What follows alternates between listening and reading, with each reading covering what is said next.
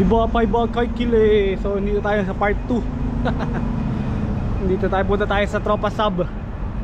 Tapos nakalabas tayo ng Porbo. Ito na, medyo city na nga to. Ang daming ng sasakyan na nakikita. So tawid tayo dito.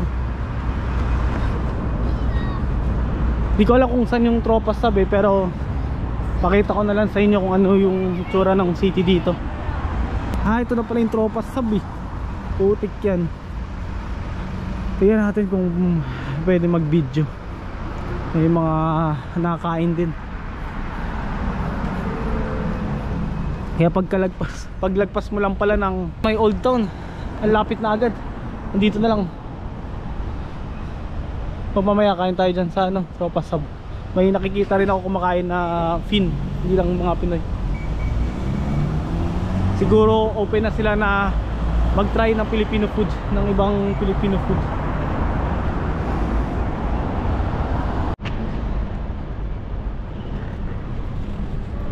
Punta muna tayo dito sa may Keskusta na. Hindi ko alam kung Keskusta na to o bus station lang eh. Pero dito yung bus station ng binabaan ko nung galing ako ng Pasila, Helsinki. Tignan natin dito, may mga parang mga stall dito.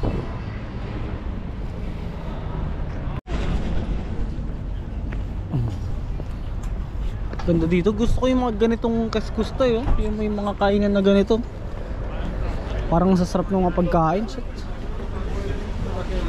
Oli hyvä. Sillä oli ilman puolesta oli kyllä.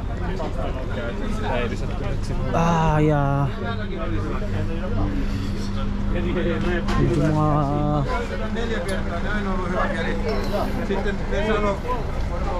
mahal yung pagkain pero parang nasasarap. Lang iba. Naku. Sayang. Pasarado na yung mga Changi nila. Sayang, dami pa naman dito. Nakakaliw pa naman magtingin. Kaso lang pasarado na. So punta na nga tayo dun sa may Tropa Sub. Sarap ng ganito dito. Thai food. Sarap sana. Puntahan natin muna tong saan ako nakapunta kaysa sa Tropa Hub. Dito muna tayo sa park. Mukhang maganda yung park din nila dito eh. Nihintay ko kasi yung kasama ko pauwi ng Kovula, si Ate Rose. Kaya mamaya pa siya 7:30. So libot muna tayo dito.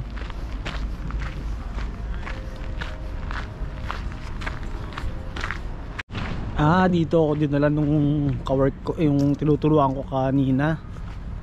Dito yung sabi niya may magandang park. Maganda.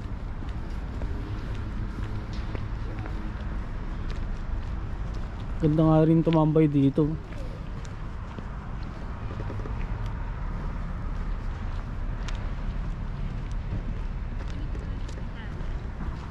Tapos may magandang bridge dun. Meron pa dito ng mga stall. Sayang nahuli talaga tayo pero okay lang. Nakakaliw naman din. Kaya okay lang din. Ito yung magandang bridge na sinasabi niya. Tapos ito yung kahapon na sarado.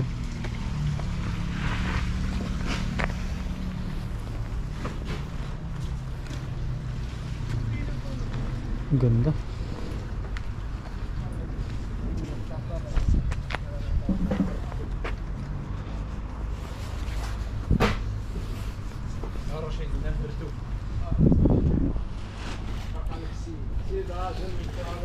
Sayang.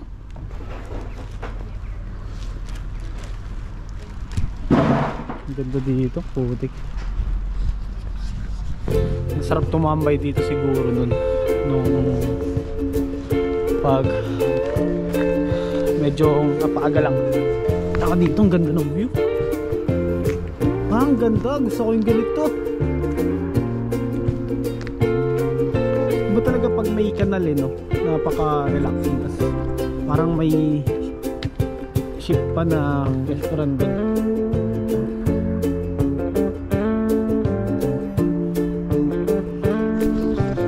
Maganda dito kung after work or maglalakad-lakad or jogging. Sarap tumambay talaga pag may ganito. Tapos ang daming mga naglalakad, mga nag-jogging, mga kung ano pinagagawa. Sarap.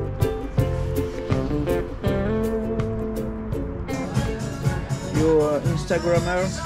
YouTuber. YouTuber? Small YouTuber. Okay. YouTuber. Yeah. What do you tell them? I just because I'm just visited in Porvo. Okay. Where are you from? From Covola. Okay. Yeah. So Okay. Titos. Yeah. Titos for you. I just do some work here. Okay. Okay. Yeah. Titos. Thank you, sir. Moy moy. Look, that's for you. Thanks. That's for you. Titos. Good. Kabudol tayo, tangina. Ano? 8 euro, putik, 4 na ganito. Grabe mahal. Pero okay lang yan. May nakita lang tayo dito, medyo gabi na. Ewan ko, pasukin natin. Parang mga pang gangster na lugar to ah. Ayan, may graffiti. Tapos yung loob niya, ito ko nakakabahan ako ah. Putik, parang nakakabay yung loob.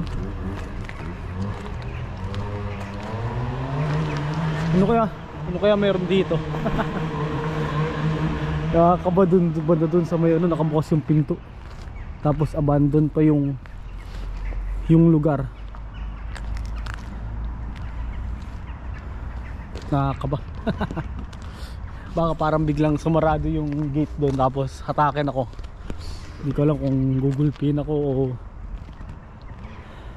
Pero feeling ko mga anuan ng gangster to dito eh, oh.